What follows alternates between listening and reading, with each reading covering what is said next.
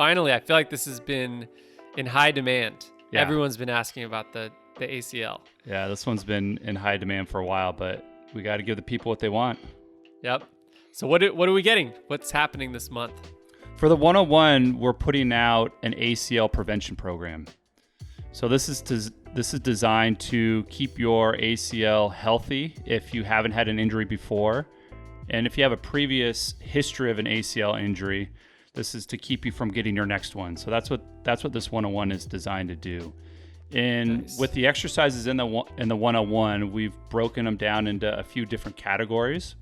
We're going to give you guys some strength training exercises to keep your quads and hips and hamstring muscles nice and strong. We're going to do a little bit of balance and perturbation training exercises, and we'll explain more about what the word perturbation means. I was going to say perturbation. I remember that one being really hard for me to get out. We'll explain that in the 101 and even more in the deep dive. Cool. And then we're going to do a couple plyometric exercises as well. So those three categories are what we're going to cover. Perfect. Cool. Well, let's get right into it. Let's get to it.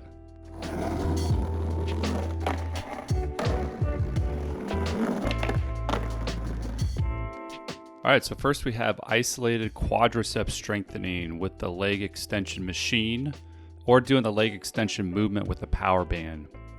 So if you're going to use a power band, crisscross it around your foot like we do here with Nate. You're going to create quite a bit of tension. So scoot the chair forward until you create a good amount of tension. Then you're going to kick forward. And as you kick up and forward, you're activating that quadriceps muscle or that front thigh muscle. And this is how you isolate the quadriceps muscle and get it nice and strong, or keep it nice and strong.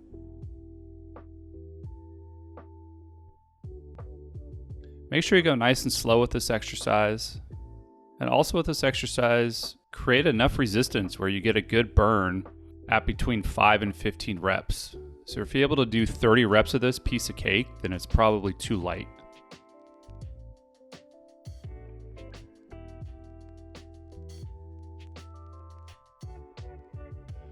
And again, you can do this with the power band like Nate's doing here.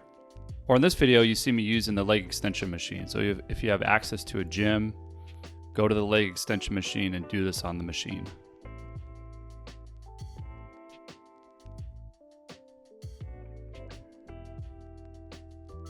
Next, we have Spanish squats.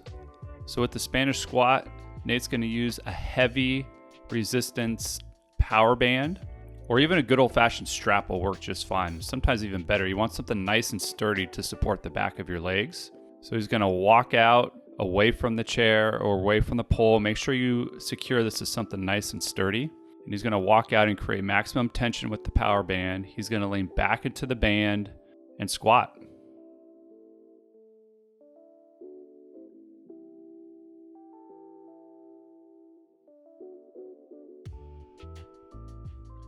And you see me cueing Nate to stand up nice and tall. Make sure the back is nice and upright for this exercise.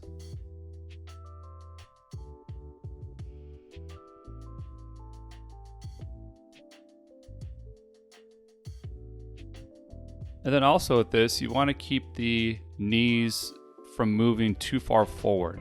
So you want to keep that shin fairly vertical. So you see here, Nate is moving his knees too far forward. This doesn't make the exercise as effective. So I'm going to step in here and cue him to keep that shin. It can go forward a little bit, but you want that shin to stay fairly vertical with this.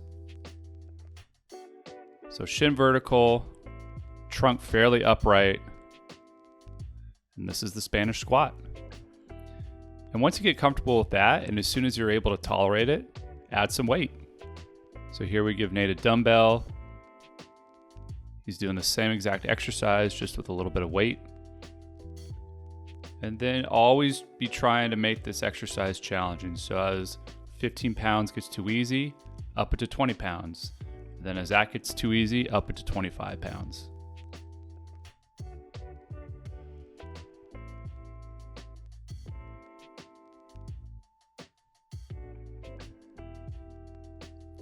All right, next we have the step down exercise. So with this exercise, you're going to find a step 6 to 8 inches tall, bring your feet to the edge of the stair. You're going to balance on one leg, step down, and just gently and very lightly tap the floor with your heel. And with this exercise, we're help building quadriceps and just general leg strength while balancing on one leg. So even though Nate's reaching down with his right foot, we're exercising and strengthening the left leg. This exercise, you want to keep your trunk fairly upright and don't let that knee veer inwards. You see Nate's knee is coming inwards a little bit, so I cue him to push that knee out and keep it even over his toes. And with the Spanish squats, we cue Nate not to drive the knee forward, but with the step down, we allow him to drive that knee forward. And then as soon as you're able to tolerate it, add a little bit weight to increase the challenge. So here we have Nate doing a step down exercise while holding a dumbbell. And another thing you want to think about here is go nice and slow, especially as you're stepping down. Go nice and slow, control that motion. That'll make the exercise a little more challenging and a little more beneficial.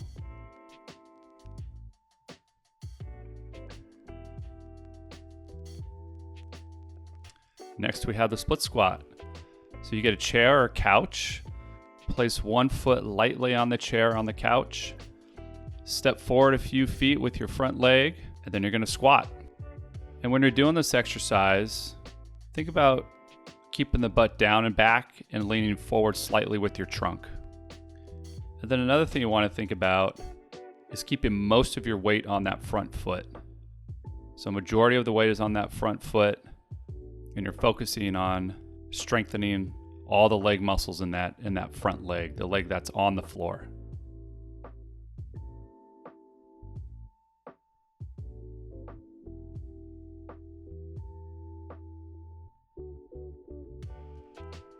So you see me here cueing Nate to sit down and back and lean forward with his trunk. And then as he stands up into that straightened position, really activate that back hip muscle or glute muscle.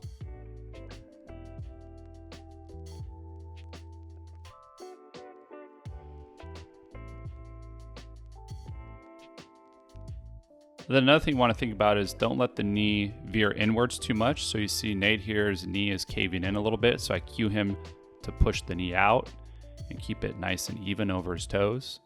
And then also make sure you go nice and slow on the way down. Control that motion on the way down. And just like with the previous exercises, once you get a good handle on that and you want an increased challenge, add some weight. So Nate grabs 2 dumbbells here and he does the exact same exercise with weight.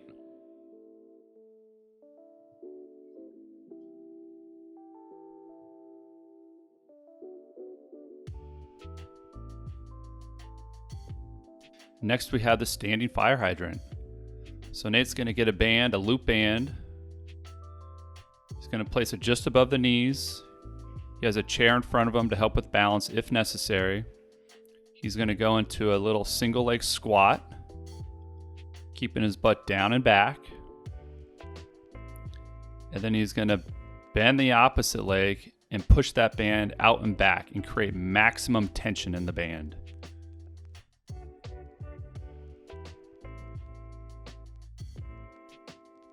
And then he's going to hold that position.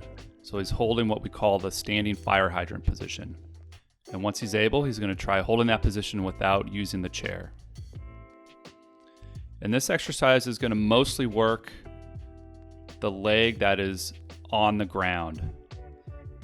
So that hip that's on the ground, the hip muscles and the glute muscles should be burning quite a bit as you hold this. And you're going to hold this for 3 sets of about 30 to 60 seconds.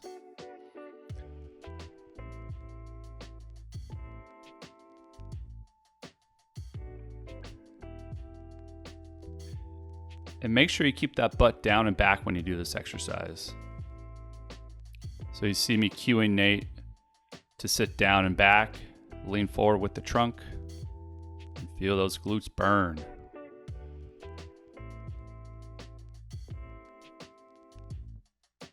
And here we have Nate. I'm cueing Nate to really push out into the band with the stationary leg that's on the ground and also the leg that's bent and off the ground as well. So you're really creating maximum tension with both legs into the band. Then he's holding that resistance right there for as long as possible. So you see me cueing Nate here to really press out into the band with both legs. And next we have perturbation training. So perturbation training simply means sudden and or unexpected forces during an exercise. So in this case, the sudden or unexpected force is going to come from a partner shaking the board, wiggling the board back to front or side to side. And then Nate's going to try to maintain his balance when he does this. So you see Nate's here balancing on the skateboard. At first you can use a chair just to help keep your balance, but as soon as you're able to, try to balance without using a chair. And then as I wiggle him side to side and back and forth, he's going to try to maintain a stable knee and keep his balance. And you see Nate here has his legs slightly bent, so you want to have a slight single leg squat when you do this. And then as he gets better at this, you can make the perturbation a little more aggressive. You see me here move the board a little bit more abruptly, and then Nate, that creates a little more challenge for Nate. Then another thing you can do to make this more challenging is instead of looking down at the board, you can look forward. So you can't see what's going on, and then it just creates a little more challenge in reacting and keeping your balance. And to learn more about perturbation training and why it's important in ACL rehab and prevention, tune into the deep dive.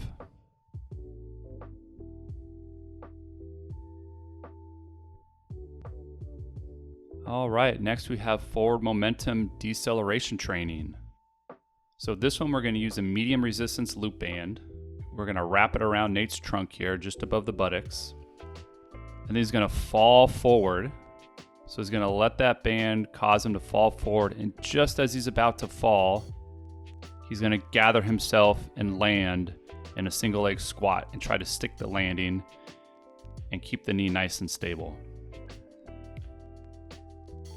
So the band is causing momentum to bring him forward, and he allows himself to fall forward, and then at the very last second, he reacts and lands in a single leg squat.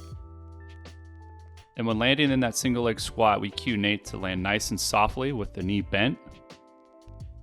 So avoid landing in a stiff position, land nice and softly. And then try to keep that knee as stable as possible. So don't let the knee veer inwards or outwards too much. Keep it nice and stable. And then to make it more challenging, you can have a partner nudge you as you're about to fall and create a little bit more forward momentum that you have to decelerate and stop with landing on a single leg.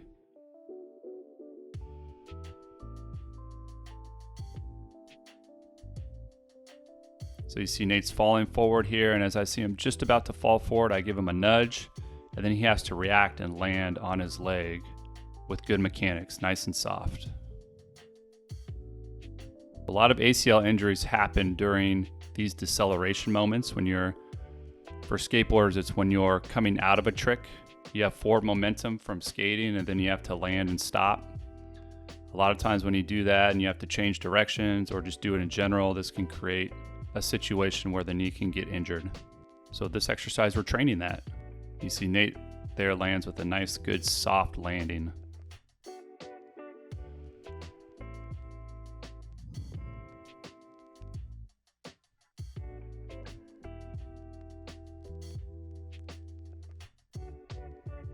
And lastly, we're going to work on plyometric training a little bit. With this one, we have Nate put the board upright. He's going to jump back and forth over the board as fast as possible while still keeping good mechanics. Avoid the knees coming in when you land and when you take off, and then landing nice and softly. And he's going as fast as he can. And that's front to back jumps.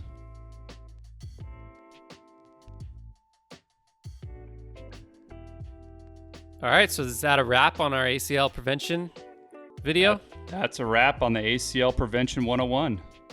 Cool. What are some of the things we're going to be talking about in the deep dive? We're going to cover a lot in the deep dive.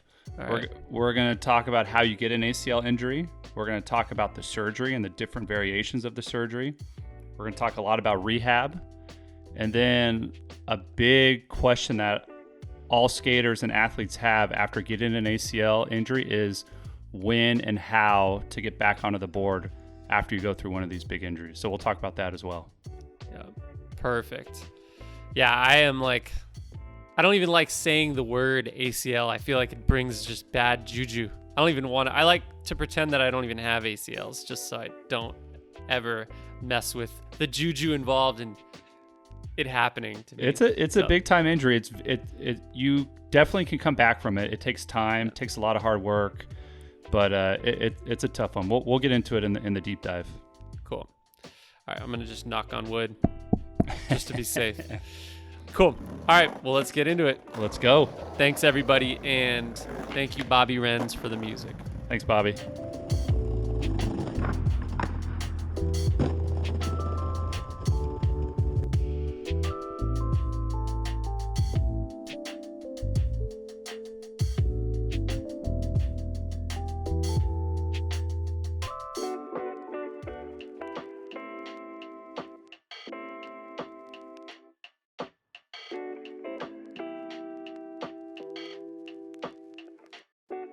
All right, Kyle. So what is the ACL and why is it important for skateboarders? The ACL, or the anterior cruciate ligament, is a ligament in the knee. And it goes from a certain part of the femur or the thigh bone, and it connects to a certain part of the tibia or the shin bone. And what it does is it basically plays a huge role in keeping your knee stable whenever it's being used. So every time you cut and change directions, every time you decelerate suddenly when running out of a trick, let's say, that you don't land, every time you land kind of funky on one leg when you're skating, you need stability in your knee to successfully do that, and the ACL plays a major role in providing that stability. So it sounds like it's crucial to have a healthy ACL if you're a skater. Yeah. If you're a skater, you want a healthy, functioning ACL for sure. So how does one go about injuring their ACL, or especially with skaters? Like, how does a skater tear their ACL? Basically, more force goes into the ACL than it can handle. That's what happens when it gets injured. And there are two main types of situation where this happens. The first one is called direct contact. This is where you actually get hit by someone, usually from the side. So in the situation of skating, this typically happens at a crowded skate park and there's some sort of collision. And actually, I have a patient right now who had a direct contact ACL injury at a skate park. She got it's not funny. I mean, she's going through, she had to get surgery and she's going through the rehab process right now. But basically, she got sideswiped by a rollerblader at the skate park, and that's how she tore her ACL. No. Yeah, isn't that crazy? God. Can you imagine? Rollerbladers. Oh, I'd be so bummed. I feel like it would be one thing. It'd be one thing if it was like a little skater. It'd be another thing if it was a scooter. But there's something extra with it being a rollerblader. Right. I feel for her. Right. Oh. And that's like that. I would imagine is like the football story, though, right? Like that's how you're getting ACL tears in football a lot. Yeah. Sometimes you see this direct contact ACL injury in football, but actually, typically, we see the ACL tear in football with this next type of tear, and that's the non-contact ACL tear. And this happens when you tear your ACL without anybody touching you. So it's basically when you're running really fast and you have to suddenly stop and the knee buckles and tears that way, or if you're suddenly changing directions and cutting and the knee lands awkwardly and buckles, you can tear your ACL a lot of times that way. And that's honestly the most common way we see this in football. You would think it'd be that direct contact ACL tear, but a lot of times it's the non-contact ACL tear. And we see this a lot in other sports that require a lot of cutting. Soccer, basketball, stuff like that. And so with skating, this typically happens when you're doing a trick. A lot of times it's a big stair set or a rail, and the trick basically gets away from you, and you end up landing awkwardly on one leg when you're bailing.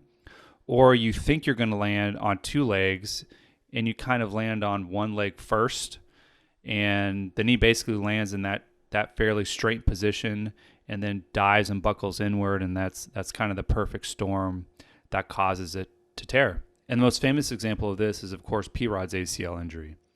I think he was doing a line, and at the end of his line, he was doing a trick over a set of stairs, half cab kickflip, if I recall, and the board gets away from him. He thinks he's going to land on 2 feet, lands on one leg first, if I remember correctly, and that leg buckles inward and he tears his ACL. So that's kind of the example everybody knows about in skateboarding. Yeah, I mean, I know a lot of people watch that. I think he made like a little documentary about it, but not all of us are physical therapists who find it interesting. I refuse to watch it because it's seeing injuries that are that bad freak me out. Yeah. And yeah, I mean, this is gnarly. It's like how everyone skates, or there's so much.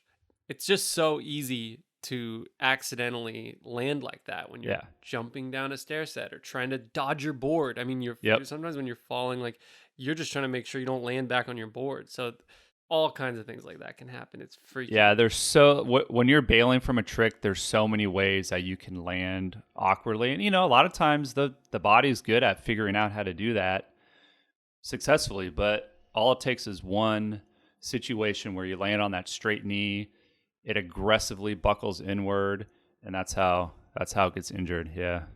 Yeah. It's actually really weird because my one attempt at skating street league, I flew out to London for the qualifiers, and I had a really gnarly heel bruise, like one of the worst heel bruises I've ever had. So I was totally favoring the non-bruised foot. Ooh. And I just wanted to ollie the double set and just get a feel for like the speed I needed, and I bailed. And it was really slippery ground. And since I was doing that thing where I was like landing a little like heavy on the one foot first, my knee buckled. Yeah. And some people watched it and they're like, dude, that did not look good. And I was like freaked out, but I didn't, it was basically fine like a week later. But that's my, that's an anecdote for another occasion. Yeah. It sounds like you had a little scare. I mean, and I just didn't realize it was that specific. Like that is exactly the scenario. I got really lucky, I think. Yeah, that's a lot of times what happens. You're either tired from a long session, so you land kind of awkwardly and you can't get away with the landing that you normally would be able to get away with, or you're kind of coming back from an injury and you're just trying to kind of force it a little bit. That's kind of when you're most vulnerable for something to go wrong. So I'm glad you're okay, Walker. Me too. Although I didn't win Street League, which is what happened out of it. So Hey. Maybe next lifetime. Yeah. That's all right, dude. You got a free trip to London, and you didn't get severely injured. That's a win in my book. Yeah. So is this an injury? So let's go back to like it being. Let's say I did really tear it. Is this an injury where you know it when it happens, or do some skaters tweak their knee and think it's nothing and skate around on a torn ACL for months? If there's a complete tear of the ACL, you know something's up. You usually hear a pop. You usually feel the knee buckle, which if you haven't experienced it before, I guess it feels pretty gross and pretty dramatic. And then the knee typically swells up too. So if you completely tear your ACL, you know at least something's up, and typically people don't keep skating on it. I suppose if you have like a small little partial tear, sometimes you might keep going, but if you have the full-on complete ACL tear, you know something's wrong. So how is the ACL tear diagnosed? You get really good hints hearing the skater or the individual tell their story about what happened during the injury. So you can get a lot of clues that way. And a lot of times with skaters, they'll have the footage of the fall, so that helps as well. A lot of times in the footage, you can see the knee land stiffly and buckle inwards, so that helps as far as knowing something might be going on with the ACL. And then there are some tests that we do in the clinic to test the integrity of the ACL itself. So if all those things line up and you suspect an ACL injury, then we'll send them on over to get an MRI, and that's where you get your official confirmation of an ACL injury. Cool. So once the diagnosis has been made, what are the options for treatment? Are we going straight to PT or straight to surgery? Yeah, most of the time, if you want to get back to a high level of skating, they'll usually recommend surgery. Basically, what happens if you don't get the surgery is the knee has the potential to just be chronically unstable. And if you try to skate or if you try to do any sort of sport that involves a lot of deceleration and cutting type movements, it'll just keep buckling on you. So that's why they typically recommend the surgery with these ACL injuries. That being said, not everyone wants to get the surgery or can get the surgery. So for those who decide to hold off on surgery, there's some evidence that suggests that you can be what we call a coper. And a coper is an individual who injures their ACL but can successfully cope or get back to their desired sport without getting the surgery. So it can happen, but most people elect to get the surgery. And so how do you know if you're a candidate for being what do you call it, coper? A coper, yeah. And that's just meaning like someone who copes. Yeah, it's self-explanatory. They just cope with having the ACL torn. And basically you have to just decide to hold off on the surgery and dedicate yourself to getting the knee as strong and as stable as possible and just see how it reacts. So if you can get your full strength back, if you can pass a series of hop tests that we do in the clinic and score 80% or better on your injured leg compared to the uninjured leg, and you experience no more than one episode of buckling or instability, then there's a chance that you can be a potential long-term coper with an ACL injury not getting surgery. So basically, you give it a try, and if the knee can't pass all those tests and it keeps buckling, then you get the surgery later on? Yeah, exactly. Okay, all right. So it sounds like a majority of the time a skater who wants to keep skating at a high level they'll probably elect to get surgery. Yep. Is it just one surgery, or are there a bunch of different types? Yeah, there are a few different versions of the surgery. Sometimes during the ACL injury, only the ACL gets injured. Oftentimes, though, other areas of the knee get injured in addition to the ACL. So sometimes the ACL and meniscus gets injured. Sometimes the ACL, meniscus, and MCL get injured as well. And this is what happened with P-Rod. He had the ACL, the meniscus, and the MCL injury all from that one fall. And usually they won't operate on the MCL. It heals pretty well on its own. But if the meniscus gets injured, sometimes they'll repair the ACL and do a meniscectomy where they clean out or take out the injured meniscus tissue. I know all about that, yep. And I know you don't like when the surgeons use the word clean out, so. Right. It's misleading. That's all I'm saying. Yeah, so they'll do the ACL surgery and the meniscectomy all in one surgery. And then other times they'll do the ACL repair, and if they can, they'll repair the meniscus during the surgery. So those are kind of the different variations of the surgery. And every once in a while, they'll repair the ACL, they'll repair some of the meniscus, and then they'll clean out another part of the meniscus. So that's another situation. So there are a few different variations of the ACL surgery. So what about when it comes to grafts? I'm not an expert on this, but I've heard there's different types of grafts you can get.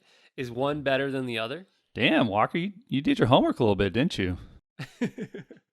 I'm terrified of these things, you know? Yeah, I mean, you're absolutely right. There are a few different grafts that you can get for this surgery. The main two categories of grafts are the autograft, which is where they get tissue from your own body and use it for the graft of the ACL during the surgery. And then the other type is an allograft, where you get donor tissue and use it for the ACL graft. And basically, if you have to decide between the autograft and the allograft, most people elect to do the autograft. The autograft is a little bit stronger, no matter what type of autograft you get, and the re-injury rates are quite a bit less. So if you're trying to decide autograft versus allograft, the autograft is typically the best way to go, especially if you're a young skater and you're trying to get back to a high level of skating. The autograft, the re-injury rates from the autografts are much less than the allografts. But within the autograft category, there are a couple different types of autografts that people typically use. There's the hamstring autograft and the bone patella bone autograft. Are you following, Walker? Have you gone to sleep yet? No, but this was going to be my next question. So do you mean they're taking from your hamstring or a donor's hamstring? Yep. So they're taking whatever like tendon tissue is similar Mhm. or something like that? Yeah, they'll take tissue from the hamstring and use it for the ACL graft, or they'll take tissue from the patellar tendon and use it for the graft. Okay, so that tendon and the hamstring tendon are like closest to the ACL as far as like easiest to use, or like the human body has enough to spare. Right, right. Okay. Yeah, so within the autograft category, the two main ones are the hamstring graft and the bone patella bone graft. And with the hamstring graft, typically it's less of a painful recovery and you get back on your board a little bit sooner, but the re-injury rates are slightly higher than if you go with the bone patella bone graft. The bone patella bone grafts take a little bit longer to come back from. They're a little bit more painful as far as the rehab process, because you think about it, they're basically taking tissue from the knee itself. So as you're rehabbing the knee, it's going to be a little bit more painful if you get the bone patella bone graft. Yeah. But it's a slightly stronger graft, and the re-injury rates are a little bit less than if you get the hamstring graft. But both are good. The hamstring and the bone patella bone grafts are really good. I just tell people, as long as you just get an autograft, that's typically the stronger way to go when you get the ACL surgery, as opposed to the allograft. Does a patient have the choice?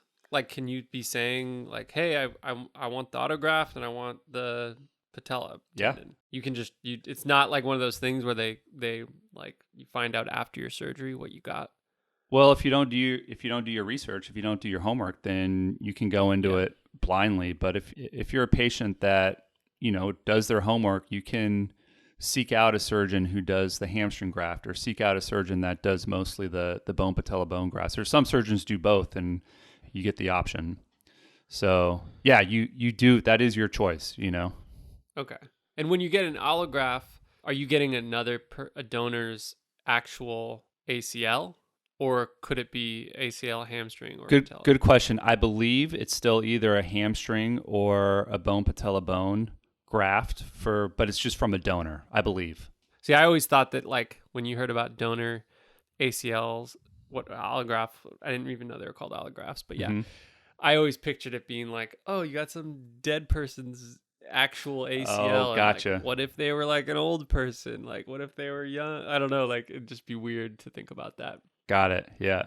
Either way, it's weird, but yeah, that's my own thing. Okay, so whatever the surgery is, you get the surgery. What's it like? Oh wait, no, I have one more question about the autograft. Mm-hmm. Are they generally, and you might not know this, but are they generally pulling from your same leg, Yeah. or are they opening up your other leg? Yes, they're pulling from the same leg typically. Yeah. So the ACL patient I have right now, they had the bone patella bone graft, and you can see the scar right there at the front of the knee where they took the graft. So typically it's on the same leg. What's it like for the first few weeks after the surgery? Are you in bed, not putting weight on it? Is it painful? Like, what's going on there? What can people expect? Yeah, everyone's a little different, just like with most injuries and how they feel right after the ACL surgery. But after the first couple of weeks, typically the pain isn't too bad. But regardless, right away, whatever pain they do have after the surgery, we're working on minimizing that right away. So the first goal after the surgery is to get the pain and swelling under control. So we're icing the knee, we're adding compression, elevation, all those things right away, just to minimize that stuff after the surgery. But typically it's not too bad. And as far as putting weight on the leg after the surgery, that also kind of varies based on the type of ACL surgery that you get. But anywhere between 2 and 6 weeks, our patients are getting cleared to wean off of using the crutches or wean off of using the knee brace. And then in general, the first few weeks, as far as what we're doing after the surgery, the first few weeks we focus on improving range of motion, especially in getting the knee straight. This is important when basically getting back to walking. You got to have that knee straight in order to walk well. And then another thing we focus on in the early weeks after the surgery is getting the quadriceps muscle activated. This muscle atrophies pretty significantly after the surgery. So we get our patients working on getting that quad activated pretty much right away so we can get that quad function back as soon as possible. Got it. Okay, that makes sense. And then I know it's different for everyone, but what's the basic outline for the rehab process? Like, what are you doing? Yeah. The first 6 weeks, like we were talking about before, we're working on range of motion, quadriceps activation, normalizing your gait, normalizing how you walk, and getting the swelling down. We also work on getting hip and hamstring strengthening going as well in ways that don't mess with the surgery area. We're also more aggressively strengthening the unoperated leg. And that's important. Getting the unoperated leg nice and strong is important. And we can get going with that pretty much right away after the surgery. So that's the first 6 weeks typically. And then between months 2 and 6, we can typically ramp up the strengthening quite a bit. And the goal in this phase is to normalize quadricep strength as well as hamstring and glute strength. So we're doing a lot of squatting and lunging variations. We're using a lot of the machines that we have at the clinic, the leg press, the leg extension machine, the squat rack, stuff like that. So this is kind of the strengthening phase of the rehab. And then once appropriate, we're transitioning the patient to do a lot of single leg type strengthening exercises to really isolate that injured side and get the quad nice and strong. So that's months 2 to 6 pretty much. And then within that period of time, usually between months 3 and 5, depending on which version of the ACL surgery they get, we're getting the patients back to jogging and running a little bit. And then around months 5 to 6, we of course continue with the strengthening. We're always doing that, but we'll also start to add in gradually exposing the patient to cutting, jumping, changing speed, changing direction, and then kind of implementing or getting the patients used to all the other various movements that are necessary for skating. And we typically start that around months 5 to 6 and work on that for a few months.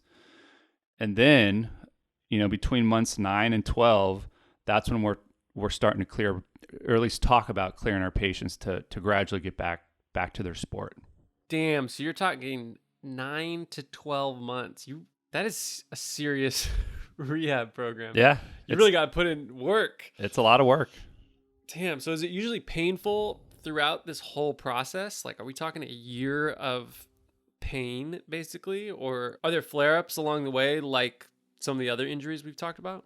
Sometimes if the patient had the hamstring graft version of the surgery, typically the pain isn't as bad. If they had, like we talked about before, the bone patella bone graft, the graft that they take from the front of the knee, if they had that graft, there's a greater likelihood of having little flare-ups along the way because, like we said, the graft is basically coming from the knee itself. So it just kind of depends. But yeah, it's a ton of work. And I mean, if you want to rehab back from this properly, you have to put in the work. It's crucial. It can be a brutal process, but you really can't skip any steps with this. You got to stay on top of the rehab.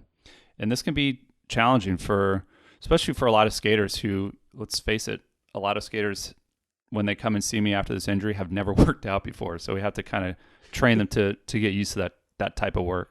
Yeah. I mean, you say challenging for the skaters, but is it more challenging for you as the physical therapist to just not get them to skate? It can be, for sure. I mean, I just think skaters, like, taking 9 months off, like waiting that long, it's just crazy. I mean, like, especially your generation of skaters, like the generation that never worked out back in the day and just drank beer and smoked cigarettes when they're injured. Us young guns over here, we're used to a little workout routine. You made a little comment over there, but I'm gonna choose to ignore it. Okay, all right, easy there, Walker. Let's don't pretend like you're so much younger than me. We're in the same category. I'm still the Grom in your eyes, right? Come on, dude. That's how I look at you. You're the old dog. I'm the Grom. Oh yeah, but when it comes down to it, we're both in our 30s. Yeah, no, I'm just kidding. But I'm totally in that camp of, like, I don't know how I would do it, honestly. Like 9 months of, like, basically working out. Yeah, it's a lot of tough work. So what would you say is the most important part of the whole rehab process? when you're coming back from this ACL surgery, by far the most important thing to focus on is getting your quadriceps muscle strength back. Quads, quads, quads. I can't emphasize that enough. It's all important, but this is by far the most important thing. And it takes a while too. It's a lot of work, but you got to stick with it. You got to get that muscle strength back. You got to get that bulk back, because immediately when you're out from this surgery, you can see that thigh muscle is totally atrophied. So it takes a lot of work to get it back, but you got to do it. Keep pushing on that leg extension machine. Keep doing the strengthening exercises. I will not clear you for skating if you're one of these ACL patients. I will not clear you until your quadriceps muscle strength is at least 90% of the uninvolved side. And don't forget, throughout the whole process, we're training the uninjured leg too, so we have a truly strong comparison to shoot for. So I would say that's the most important thing, getting that quad strength back. So if you're a skater going through this right now and you're listening to this podcast, please get your fucking quadriceps muscle as strong as possible. It's going to save you a lot of headache and heartache as far as getting re-injured in the long run. Damn, Kyle, there's a lot of passion coming out of you for a subject like this. You know, like I haven't quite seen this on the podcast before. I mean, it's only because I care. I mean, I just want to see these patients, you know, skate for a long period of time, and you got to get that muscle strength back in order to do that. And it's not just because I care. It's also really, really important too. And the literature, the ACL literature backs this up. So they did a study that highlights the importance of getting this quad strength back with these ACL patients. And in the study, half of the participants had less than 90% quadriceps strength, and they were released back to their sport in under 8 months. So this is one category of the participants. The other participants in this study had at least 90% quad strength or better and waited at least 8 months or longer to return to their sport. Are you following so far? Yeah. The group that didn't have 90% quadriceps strength, 38% of this group had a second ACL injury. Damn. That's like almost half. It's almost half. Yeah, so that's a lot. The group that waited a little bit longer and achieved at least 90% of their quad strength, only 5% of that group had a second injury. So again, it's not just because I care, it's because it's really important. And the sad thing is a lot of people are released back to their sport without fully getting sufficient quadriceps strength. And they've studied this too. So another study looked at 115 athletes who were cleared by someone to return back to their sport, whether it was their PTs or their doctors. They were cleared to return to their sport. And so they gathered up all these individuals and they tested their quad strength, and only 28% of them had that adequate quad strength. So that's another reason why I care. People are getting released back into the wild, whether it's skating or soccer or whatever their sport may be. They're getting released without having full quad strength, and that's not a good thing. So, yeah, I mean, you see it a lot on social media. You see people on social media bragging about doing their first kickflip, you know, only 5 months after their operation, or they're getting back to the basketball court 6 months after after their ACL surgery. And you know, you can literally see their quad muscle is still, you know, half the size of their uninjured leg.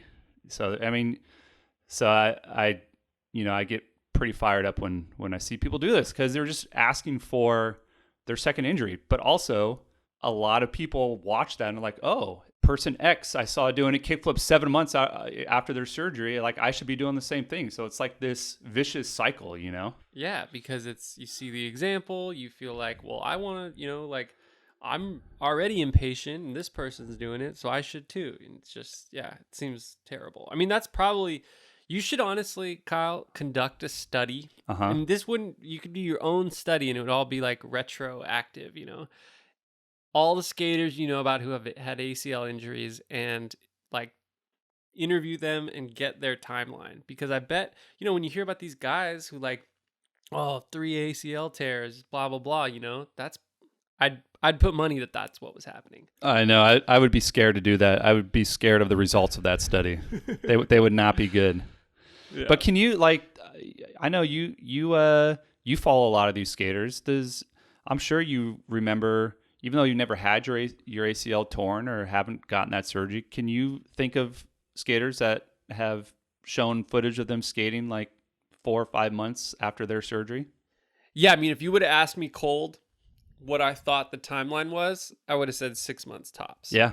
I think that's just in my head. Like, oh yeah, like 4 months it's rough, and then 2 months later you're skating, and not maybe 6 months like ripping, but like that's the timeline. You know, like I wouldn't think it wouldn't have been in my head that 9 to 12 months was what you're doing before you're clearing them to even get back on the board. And it just seems like an eternity, dude. Yeah, no, it is a long time, yeah. But it's really important. I mean, I'll let skaters push around before that 9-month mark if I feel like they're disciplined enough to push around and not do anything stupid. But before fully clearing someone to get back to actual skating, I wait at least 9 months. Let me say that again. At least 9 months before fully clearing a patient to get back on the board. Again, I love the passion, Kyle. I love the passion. And this is based on, this is not just me being a hard ass. This is based on evidence. This is well studied in the literature. They found that for every month you delay getting back to your sport, every month you delay results in a 51% decrease in re-injury rate. And that monthly trend continues until about month 9. So you significantly decrease your chance of re-injury for every month you hold off on getting back onto the court or on your board. So for my ACL patients, it's 9 months minimum before they're clear for skating. I hope I'm not repeating myself too much, am I? No, I mean you are, but it's good. 9 months. I'm hearing it. So once you've cleared a skater, how long would you say it takes to feel normal on a board? Like getting the tricks back, the pop, and, feeling confident? Yeah, so typically, around the 9 to 12 month mark, that if they have their strength back and they pass some of these tests, which we'll talk about in a little bit, when I say I clear them, I'm clearing them to gradually get their skate legs back. And usually that takes a few months. So, the first month it'll be just working on flat ground. Then the second month it's flat ground plus ledge tricks. And then you're slowly, gradually getting all your tricks back, the tricks at the level you want them at as well. It can take at least a few months.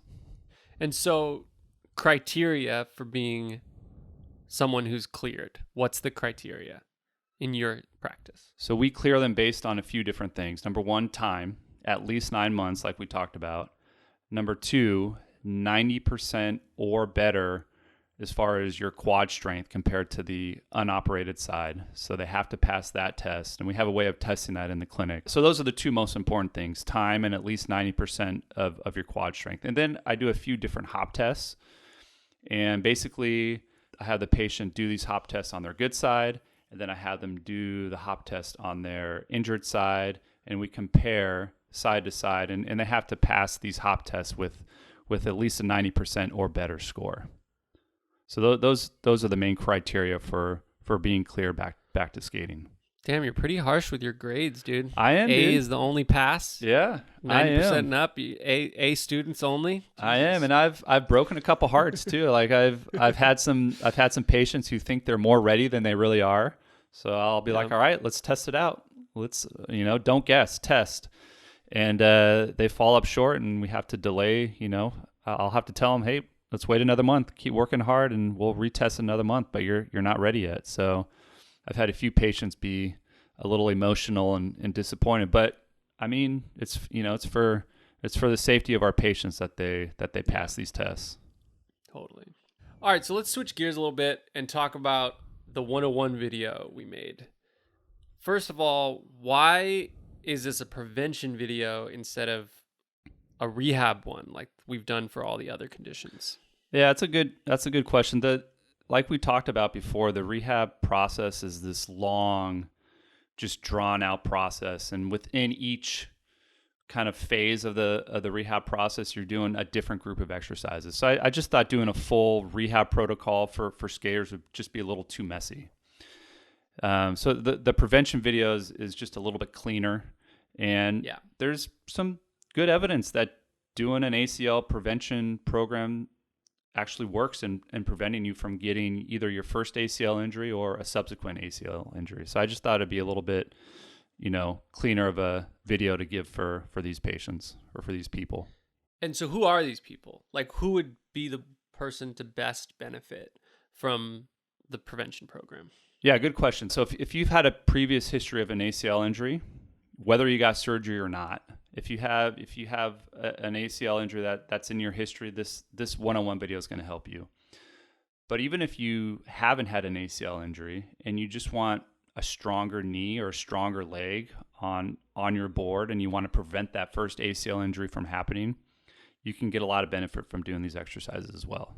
So that's you basically talking directly to me, huh? Yep. Yeah. Yeah. That's what I'm hearing. I'm hearing this like, just do it, Walker. Try this program, do this program.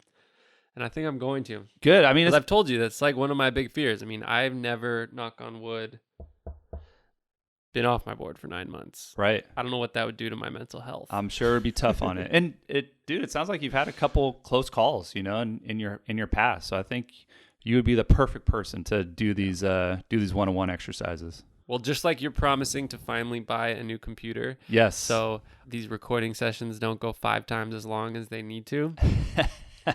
I promise to do this program. All right. We're shaking on it right now. How many times a week? Depends on the exercise. We go into the dosage and for each exercise in the 101, so it just depends on which one. But Oh, you telling me I should just watch the video? You should just watch the video. Because I edited those dosages in there. But it's about if you're doing most of these exercises about 2 to 3 times a week, that's enough. And so can you, let's say you're coming back from an ACL injury, not me. Could you theoretically do the 101 as part of your rehab program? Yeah. I mean, I suppose you could. Theoretically, yes. I would only, if you watch this 101 clip and you're currently rehabbing back from an ACL injury and you think these exercises could benefit you, ask your physical therapist. Only do it under your physical therapist's supervision. But theoretically, yes, if you're in the later stages of your ACL rehab, you can implement some of these exercises into your rehab program. And so what are the types of exercises that are in the 101? Can you repeat that for the listeners? I know you mentioned it in the 101 itself, but for the podcast? Sure, yeah. There's 3 main components of stuff we're working on in these exercises. Number 1, we have a series of strengthening exercises that we do, and we focus on the quadriceps and the hip muscles, so quads and glutes. We have a perturbation exercise in there, perturbation is basically working on maintaining balance when a sudden or unexpected force is applied. So you'll see Nate balancing on a skateboard and me shaking the board at various angles. So I'm providing that sudden and unexpected force, and he has to maintain his balance and stability pretty much. So we have a perturbation exercise in there. And then we have a couple different plyometric exercises, which is basically working on your jumping. So those are the 3 kind of categories of exercises we have in the 101. Well, I'll give you a full report of how it feels when I do it. I remember seeing Nate kind of struggling with some of them, at least like I'm blanking on the name, but I feel like the fire hydrant one was looked hard. I don't know. There looked like some stuff that'll really make you sweat. They're tough, dude. They're tough. So I think you'll find them pretty challenging. And please send me a clip of your wife perturbating you when you're trying to balance on your board. I want to see that clip. Yes, I forgot perturbation is necessary. Yeah, you need a partner for that one, so she'll have fun trying to. What's gonna take out some aggression on me with that? Yeah. Yeah. Cool. So, what are let's do a quick little wrap up. What are the main takeaways for people dealing with an ACL injury? What are the takeaways from this podcast? Don't rush back. Wait at least 9 months. Please wait at least 9 months. Don't try to rush back into skating after this surgery, and get your quad muscles as strong as possible. Those are the 2 takeaways. If you forget everything else that we talked about and you're going through this this rehab process from the surgery, at least remember those two things. Cool. Quads and the amount of time it takes to create a human being. Quads and weight to skate. Those are the two things. All right, Kyle. 9 months is going to be ringing in my head. Oh, good. Good. Get on those exercises and let me know how they go. Cool.